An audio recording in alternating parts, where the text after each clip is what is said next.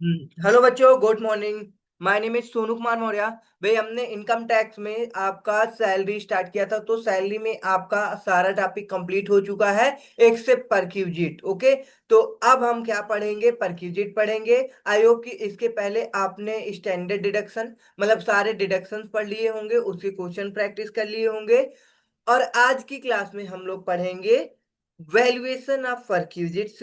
मतलब परक्यूजिट आपके बहुत प्रकार के होते हैं, जिसमें आपका एक आता है रेंट फ्री एकोमोडेशन। ठीक है, उस देखो उसका वैल्यूएशन कैसे किया जाता है। The income tax rule 1962 contain the provisions of for valuation of perquisites. ठीक है, मतलब कि आपका it is important to note that only those perquisites which the employee actually enjoy have to be valued and taxed in his hand। मतलब ये क्या है कि ये परक्यूजिट केवल कौन भाई इंजॉय करता है? एम्प्लॉई। ठीक है ना?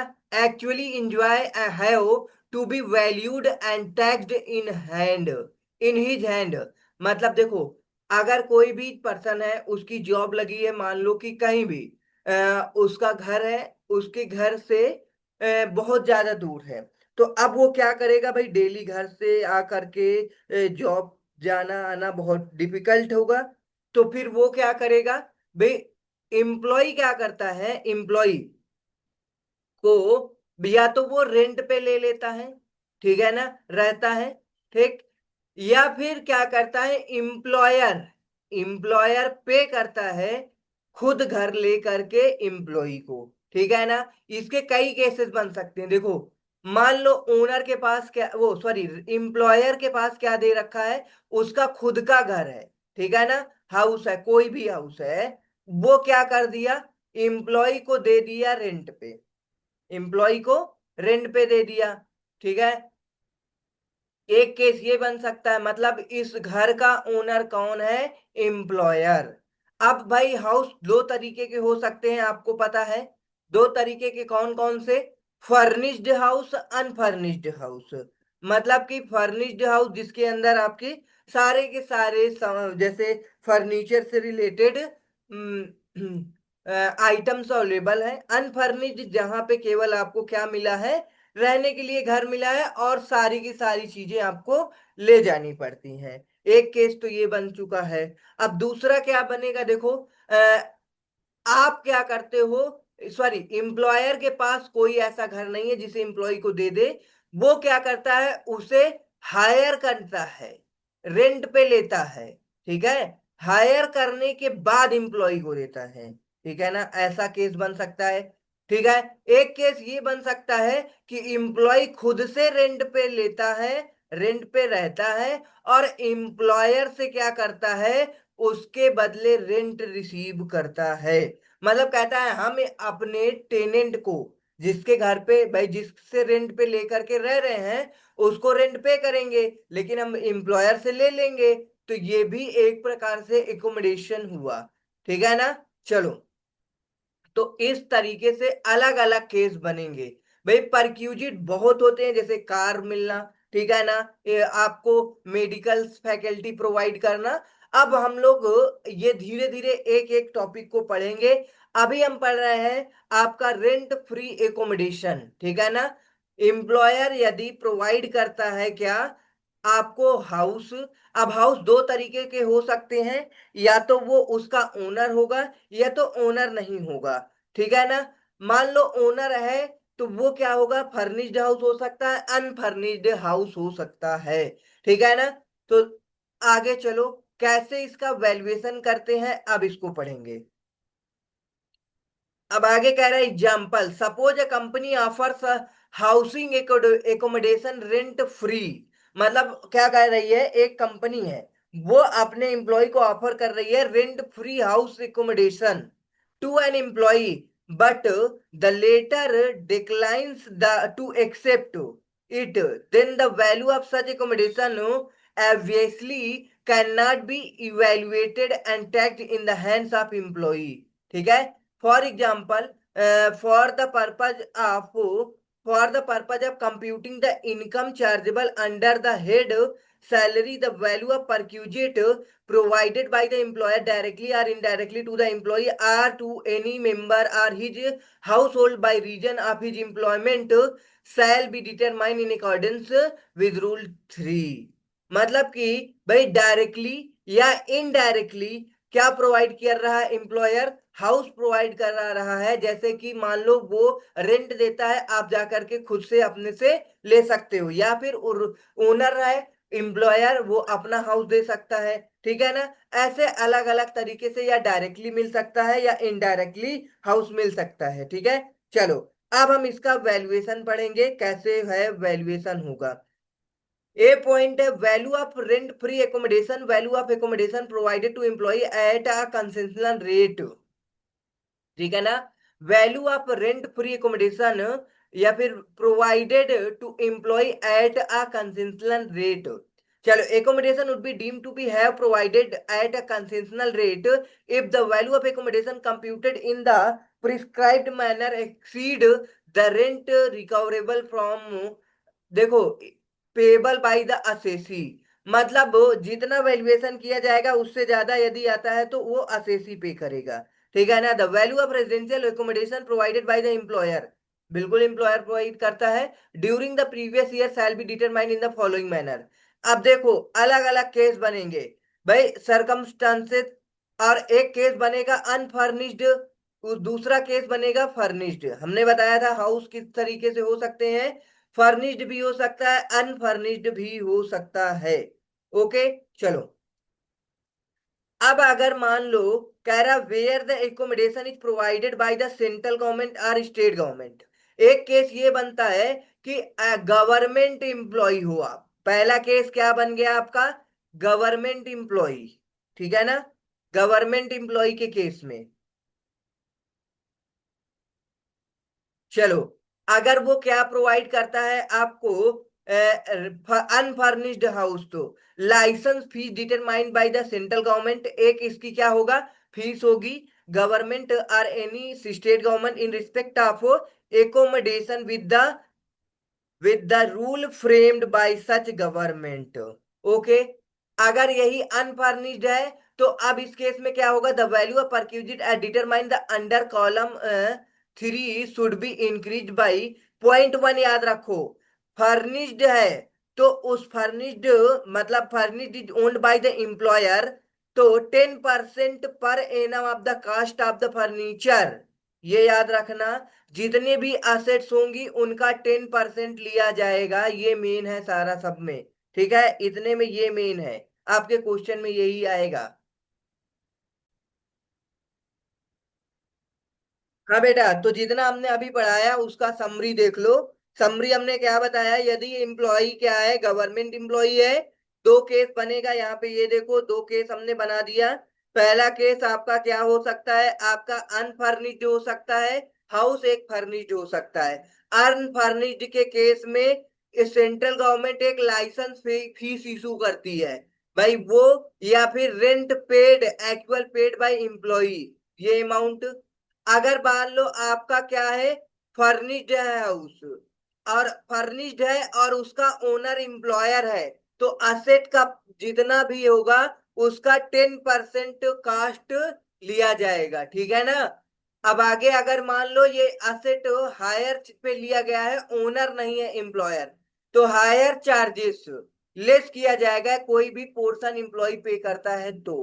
ठीक है, ये आपको समझ में आ गया होगा भाई। यदि एम्प्लॉयर क्या है, गवर्नमेंट एम्प्लॉय है, तो उस केस में अब आगे बात करेंगे आपका where the accommodation is provided by any other employer.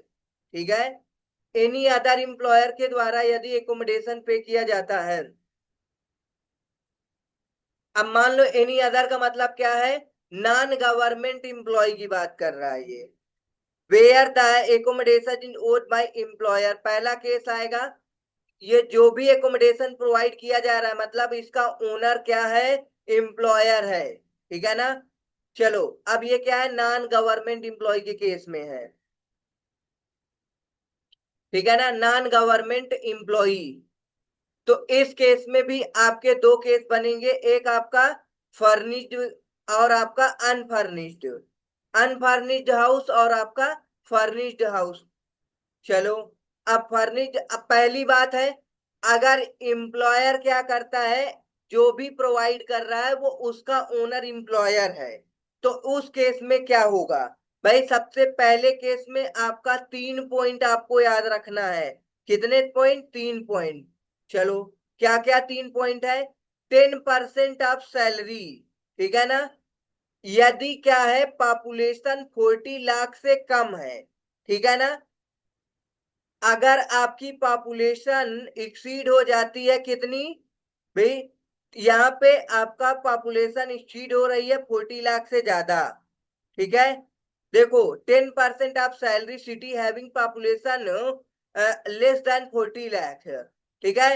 As per 11, मतलब कि ये जो आपका क्या हुआ है, मतलब कि जनगणना होती है पॉपुलेशन वाली, 2011 में हुई थी, ठीक है ना? उसके अकॉर्डिंग, मतलब ऐसे सिटी में आप रह रहे हो जहां की पॉपुलेशन 40 लाख से कम है, तो जो आपका सैलरी का पोर्शन है उसका 10% लिया जाएगा। ओके, चलो आगे देखेंगे। 7.5% आपकी सैलरी का पार्ट लिया जाएगा यदि आप वैसे सिटी में है जहां पे आपकी पॉपुलेशन जो है क्या है, more than 15 lakh and less than 40 lakh. नहीं नहीं नहीं, 40 लाख से ज्यादा है, ठीक है ना? चलो, आगे क्या कह रहा है ये? 5% of salary in area in respect of which period during the said accommodation was occupied by the employ during the previous year. मतलब क्या है ये? एक्यूपाइड बाय द एम्प्लॉय, खाली है तो सैलरी का 5% होगा।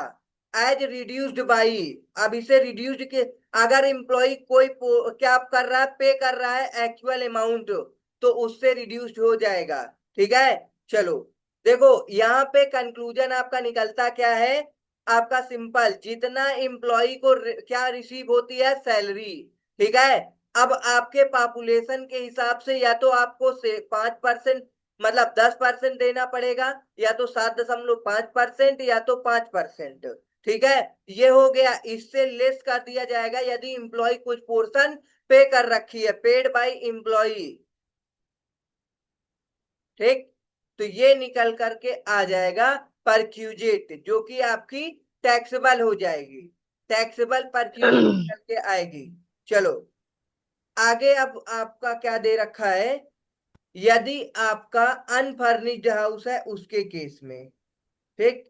अनफर्निश्ड के केस में हम लोग देखते हैं, अनफर्निश्ड के केस में आपका value of perquisite determined under the column third should be increased by if furniture is owned by employer 10% of asset, जैसे ऊपर बताया था, ठीक है ना? अगर क्या है, ओन्ड नहीं करता तो higher charges paid and reduce by paid by employ, ये सेम ऊपर की तरह है, ठीक है ना?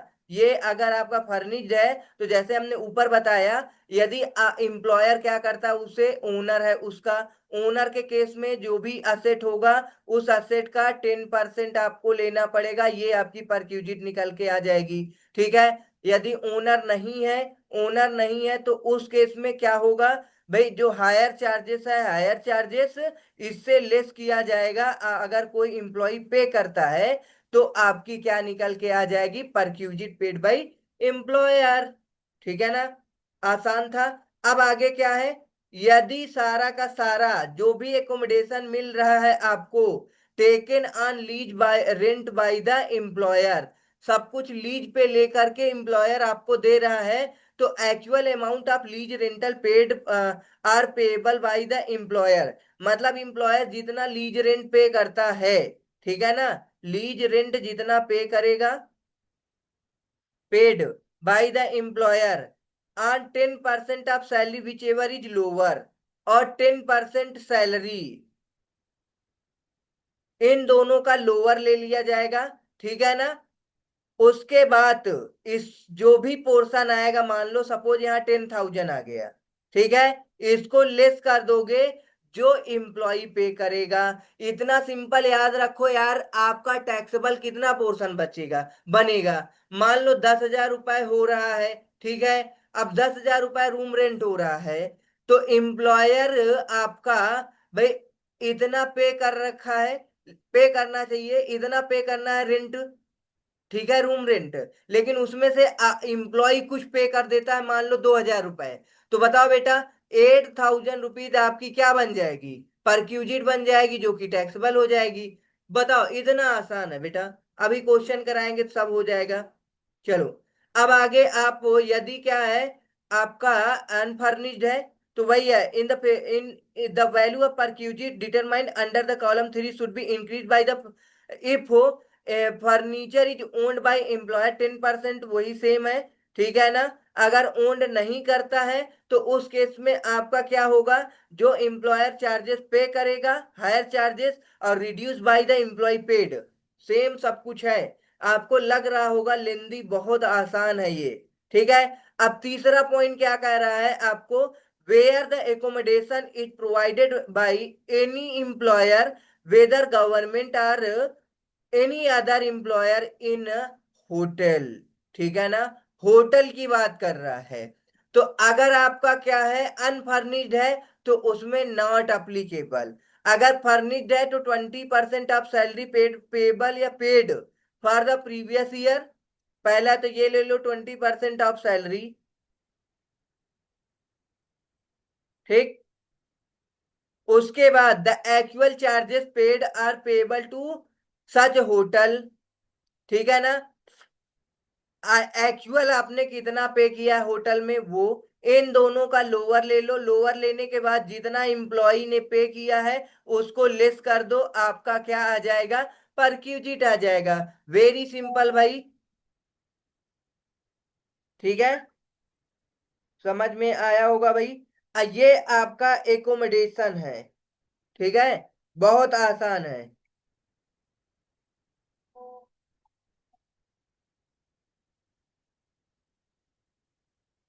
चलो, तो अब हम लोग क्या कर लिए, एकोमोडेशन कंप्लीट समझ लिया है भाई, ठीक है ना। एकोमोडेशन पढ़ने के बाद अगर हम लोग क्या पढ़ते हैं, एक इलिस्ट्रेशन पढ़ लेते हैं तो अच्छे से कंसेप्ट क्लियर हो जाएगा। चलो, सबसे पहले एक इलिस्ट्रेशन करते हैं। चलो, ये इलिस्ट्रेशन नंबर 14 है, 14 पढ़ते हैं, क्या कह रहा है आपका, Mister C is a finance manager in ABC limited. मतलब एक एबीसी लिमिटेड है जिसका मिस्टर सी क्या है, उसमें एक फाइनेंस मैनेजर है, ठीक है। The company has provided him with rent for free, rent free unfurnished accommodation. देखो बात को समझो, यहाँ पे एबीसी लिमिटेड है, भाई ये एबीसी लिमिटेड कंपनी का फाइनेंस मैनेजर है, ठीक है। आपको पता होगा भाई ये गवर्नमेंट एम्प्लॉय है या फिर नॉन गवर्नमेंट एम्प्लॉय है। और इसमें आपको पता चल गया कि ये क्या है, आपका अनफर्निश्ड एकोमोडेशन है, और सिटी कहाँ है, मुंबई में। he gives you the following particulars, basic salary इतना पर मंथ है, डियरनेस अलावेंस इतना, 30% रिटायरमेंट बेनिफिट, बोनस आपका इतना दे रखा है। लेकिन आपको एक चीज और अभी बताना है, भाई सैलरी का क्या क्या पोर्शन पार्ट बनेगा। अभी हमने बार बार बताया ना, भाई 10% या फिर आपको 24% आप सैलरी, ये सारा सब कुछ अलग से बताए थे ना ऊपर। तो अब सैलरी में आपका क्या क्या इंक्लूड होगा, वो अभी रुको बताते हैं। चलो, देखो क्या कह रहा है, even though the company allotted the house to him 1/4/2024, he occupied the same only from 1/11/2024, calculate taxable value of the perquisite for assessment year 25-26, ठीक है ना। मतलब कि 1/4/2024 तो 31 मार्च 2025 तक, ठीक है, फाइनेंशियल ईयर बनेगा आपका। हाँ बेटा, तो मतलब जो हमने ऊपर बार बार पढ़े थे, meaning of salary for valuation rule, salary के अंदर क्या क्या इंक्लूड होगा, पे, अलाउंसेस कोई भी है वो भी अलाउ रहेगा, bonus or commission payable monthly or otherwise or any monetary payment by with what your name called from one or more employers, as the case may be however does not include in the following namely, मतलब इनमें ये dearness allowance and dearness pay unless is enter into the computation of the superannuation retirement benefit employer contribution provident fund, ये नहीं include किया जाएगा। Allowance which exempt from the payment of tax, ये भी नहीं इंक्लूड होगा। Value of perquisite specified in section 17 subsection 2 payment or expenditure specifically included under provision to section 17 subsection 2, lump sum payment receive in the retirement in time of retirement service, ये सारा सब कुछ नहीं include किया जाएगा। क्या इंक्लूड किया जाएगा भाई? आपका इंक्लूड पे अलाउंसेज, ठीक है ना, बोनस, कमीशन पेबल मंथली और otherwise or any monetary payment whatever name called. But इसमें बता दिया आपको क्या क्या नहीं इंक्लूड होगा, जैसे डियरनेस अलाउंसेस है, डियरनेस पे है, unless is enter in the computation the superannuation retirement benefit of the employ. तो चलो अब नीचे देखो क्या क्या दे रखा है। बेसिक सैलरी दे रखा है, डियरनेस अलाउंस इंक्लूड नहीं किया जाएगा। बोनस आपका दे रखा है, इसे इंक्लूड किया जाएगा, ठीक है। बोनस आपका इंक्लूड किया जाएगा, हाँ बिल्कुल किया जाएगा। चलो, तो अब आपको क्या करना है, सबसे पहले सैलरी निकाल लो कितना बनेगी। सैलरी निकालने के बाद आपको पता है कि आपका ये क्या दे रखा, अनफर्निश्ड है, अनफर्निश्ड है, इन मुंबई में है, ठीक है ना। तो अब देखो नीचे क्या दे रखा है, तो सैलरी का 10% आपको लेना है। हमने ऊपर बार बार बताया था भाई, अगर आपका क्या value of rent free accommodation निकालने के लिए जो भी है आपका 10% ऑफ सैलरी, 10% ऑफ सैलरी कैसे निकल के आएगी, सैलरी कितना बनेगी, आपका बेसिक सैलरी जो रिटायरमेंट बेनिफिट है, उसके बाद बोनस आपका दे रखा है, बोनस दे रखा है, हाँ। 30% रिटायरमेंट बेनिफिट लेना पड़ेगा, ठीक है ना, डियरनेस अलाउंस अलाउ नहीं होगा। वो जो आपका रिटायरमेंट बेनिफिट है वो अलाउ होगा। उसके बाद बोनस, बेसिक सैलरी। तो ये देखो आपका भाई कितना दे रखा है, 8500 प्लस 2000 का 30% प्लस कर दो 1500, ये आपकी आ जाएगी। इसका 10% आपको लेना पड़ेगा, ठीक है। तो ये देखो दे रखा है, ठीक। और एक चीज भाई, ये कितने महीने आपका भाई 11 से वो क्या किया है, 11 से वो केवल आया है, तो 11 12 13, सॉरी 11 12 1 2 3 5 महीने हो गए, तो 5 महीने का ही केवल निकाला जाएगा, याद रखना, ठीक है। चलो समझो, मतलब इसमें आपको क्या करना है, टोटल 5 से मल्टीप्लाई कर देना है, क्योंकि 5 महीने का निकालना है, ठीक। तो अब आपको भाई 10% इसका कर लेना है, 10% कर लोगे तो आपका निकल के आ जाएगी परक्यूजिट, ठीक है। तो since Mister C occupied the house only for 1/11/2024, we have to include the salary due to him only in respect of month during which he has occupied the accommodation, hence salary for 5 month आपका 1/11/2024 से 31 मार्च 2025 will be considered. Okay, समझ में आ गया है भाई। अब आपको क्या कह रहा है कि इलिस्ट्रेशन नंबर 15 की बात कर रहा है। इलिस्ट्रेशन नंबर 15 कह रहा है using the data given in the previous illustration 14, जो आपने अभी 14 इलिस्ट्रेशन किया है, सेम टू सेम आपको क्या कर रहा है, compute the value of the perquisite if Mister C is required to pay rent, मतलब जो एम्प्लॉय है वो रेंट पे कर रहा है 1000 per month to the company for the use of his accommodation, ठीक है। चलो ऊपर देखो मैच कराते हैं, ये किससे मैच कर रहा है आपका, देखो हमने बताया था आपको, आपका नॉन गवर्नमेंट एम्प्लॉय कहाँ है, ये है, ठीक है ना। और आपका अनफर्निश्ड है, तो आपको 10% लेना पड़ेगा, 10% ले लिया। उसके बाद आपको क्या करना होता है, जो एम्प्लॉय पे करता है उससे माइनस करना होगा। ये देखो पोर्शन 10% माइनस कर रखा है, ठीक है, रिड्यूस्ड जितना आएगा उसको 10% निकालने के बाद परक्यूजिट, ठीक है ना, रेंट फ्री एकोमोडेशन, उससे माइनस कर देना जितना वो पे करेगा एम्प्लॉय रेंट। ठीक है, तो आपका टैक्सेबल पोर्शन आ जाएगा। चलो, आसान है भाई, समझ आ गया होगा।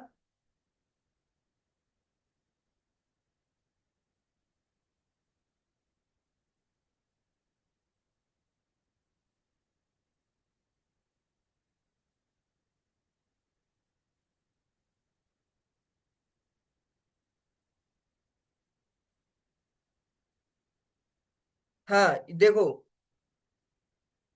ये आपका दे रखा है। अब इसे आप लोग कर लो, होमवर्क में कर लेना, बहुत आसान है। ठीक। चलो एक बार रीडिंग देख लो, चाहे इसको कर लो। भाई सेम टू सेम सब कुछ आपका वैल्यू ऑफ एकोमोडेशन आ गया है। और rent paid by the employee, जितना रेंट उसने पे किया है उसे माइनस कर दोगे, तो आपका जो ये टैक्सेबल पोर्शन निकल के आ जाएगा। Perquisite value of accommodation given a concessional rent. ठीक है, तो ये आपका टैक्सेबल परक्यूजिट बन जाएगा। तो कह रहा first of all we have to see whether the accommodation is provided at a concessional rate if the value of accommodation occupied in prescribed manner exceed the rent recoverable or payable by the assessee, the accommodation would be deemed to have been provided a concessional rate।